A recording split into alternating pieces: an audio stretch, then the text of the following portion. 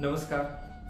वारंवार तोंड येणं, जिभेची आग होणं आणि जेवत असताना कुठल्याही तिखट पदार्थांचा स्पर्श सहन न होणं, त्यावेळी आपल्याला प्रचंड वेदना होणं, म्हणजेच आपल्याला या तोंड येण्याचा त्रास जर खूप वारंवार होत असेल आणि त्याचा उपाय जर आपल्याला काही सापडत नसेल तर हा व्हिडिओ आपल्यासाठी नक्की उपयुक्त असा ठरणार आहे.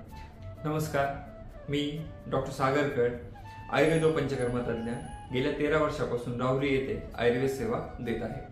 तोंड येणं ही जी समस्या आहे अनेक पेशंटमध्ये दिसते आणि याचे कारण काय, याचे घरगुती उपाय काय आणि याचे आयुर्वेदिक उपाय काय याबद्दल आपण थोडक्यात माहिती बघणार आहोत. तर तोंड येणं म्हणजे काय की आपल्या जिभेला, ओठांना किंवा गालांना आतल्या बाजूने जखम होणं आणि ही जखम झाल्यामुळे आपल्याला जेवणामध्ये अगदी पाणी जरी घेतलं तरी त्या पाण्यामुळे त्या ठिकाणच्या झालेल्या जखमेला आणि अशी आग होणं, याला तोंड येणं जनरली म्हणतात. आयुर्वेदामध्ये यालाच मुखपाक असं म्हटलं जातं. मुख म्हणजे तोंड, पाक म्हणजे पिकणे. साधारणतः ही घटना शरीरामध्ये अतिरिक्त उष्णता वाढणे किंवा अपचन होणं, पोट साफ न होणं, सतत उन्हात काम करणं, बाह्य उष्णतेचा शरीरावर होणारा परिणाम, अशा अनेक कारणाने रक्तातली उष्णता वाढते आणि आपल्याला हा तोंड येण्याचा प्रॉब्लेम किंवा तोंड येण्याची समस्या वारंवार होत असते.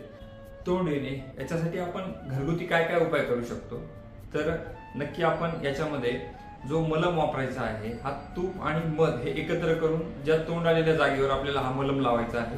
रात्री झोपताना 1 चमचा त्रिफळा चूर्ण कोमट पाण्यासोबत घेतल्यानंतर पोट साफ होण्यास मदत होऊ शकते, शरीरातलं पित्त कमी होऊ शकतं.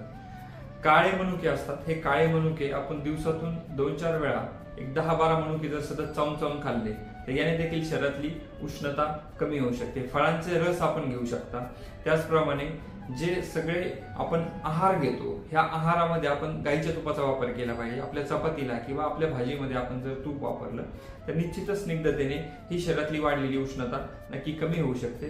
म्हणून घरगुती उपायांमध्ये हे थोडक्यात उपाय सांगितलेले आहे, आपण करून बघू शकता.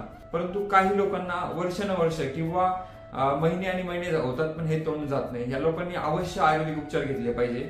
शरीरातलं जे रक्त आहे हे रक्तमोक्षण ह्या पंचकर्माद्वारे बाहेर काढून घेतलं पाहिजे. त्याचप्रमाणे विरेचन नावाचं पंचकर्म केलं पाहिजे आणि ह्या तोंड येण्याच्या समस्येसाठी आपण निश्चित शुद्ध आयुर्वेदिक चिकित्सा जर घेतली तर आपली याच्यातून नक्की सुटका होऊ शकते. धन्यवाद.